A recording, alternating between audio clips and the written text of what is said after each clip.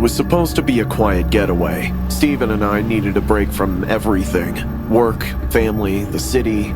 So we rented an Airbnb in the woods, a cozy cabin deep in the middle of nowhere. It was winter, and the world around us was draped in snow, making it feel like we were completely isolated from everything else. Exactly what we wanted. We arrived at around sunset. The cabin was adorable, with a creaky wooden deck, and inside, a stone fireplace already laid out with logs. By the time we unpacked and settled in, it was dark outside. We opened a bottle of red wine. After a few glasses, Steven suggested we explore the property. There was supposed to be a small clearing behind the cabin, so we bundled up and trudged out into the cold. We were tipsy, walking haphazardly and giggling. We soon stumbled upon a small mound, partially hidden in snow, near the edge of the woods. Strange, there was a stone marker, like a headstone of a grave, but there was no name, just a weird symbol. It looked like two interlocking circles, with a serpent twisting between them. Steven knelt down to brush off the snow, laughing. He was always the braver one between us, always curious. It's a grave, right? Maybe it's someone's pet. I don't know. No name. Could be anything. He was drunk, and in his ridiculous state, he unzipped his pants and started peeing on it, laughing all the while. I swatted at him, telling him he was being disrespectful, but he just waved me off, laughing as he finished. I felt uneasy. Something about that grave unsettled me, but I was too tipsy to really process it. So we headed back to the cabin, stumbling and laughing. That night, I woke up to a strange sound. It was like scratching, the kind of sharp, repetitive noise that made my skin crawl. I reached over, but Steven wasn't in bed.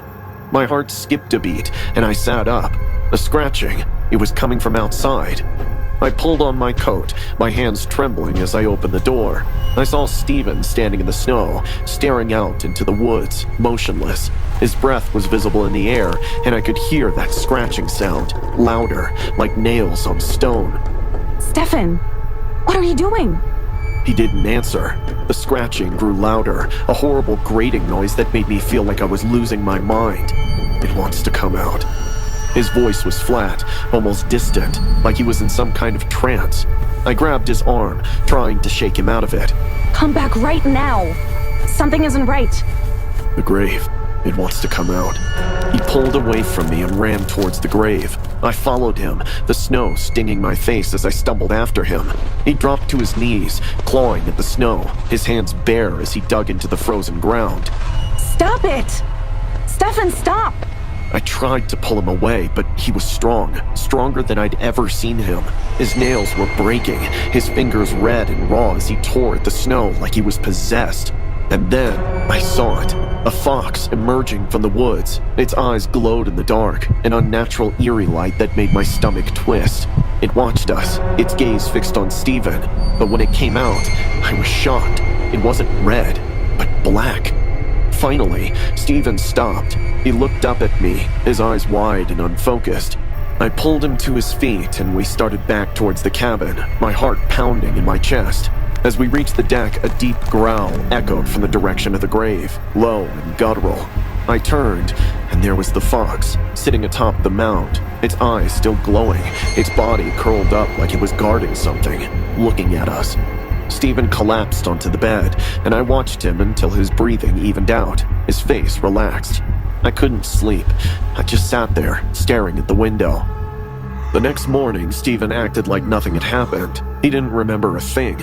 I showed him his hands, expecting the torn nails, the bloody fingertips, but they were fine. Perfectly fine. He laughed it off, said I must have been dreaming, but I knew what I saw. I knew what I heard. We packed up, ready to leave.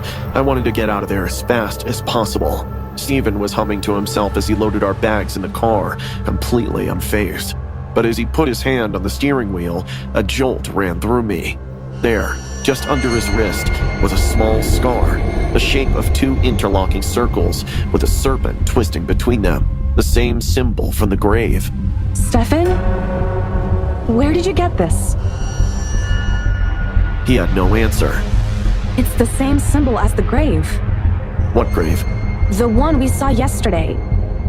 But he just looked confused.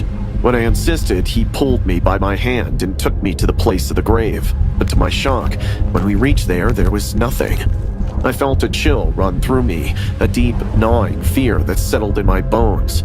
I did not care to investigate and pulled Steven to the car, driving away. But I am certain that we disturbed an otherworldly presence that day.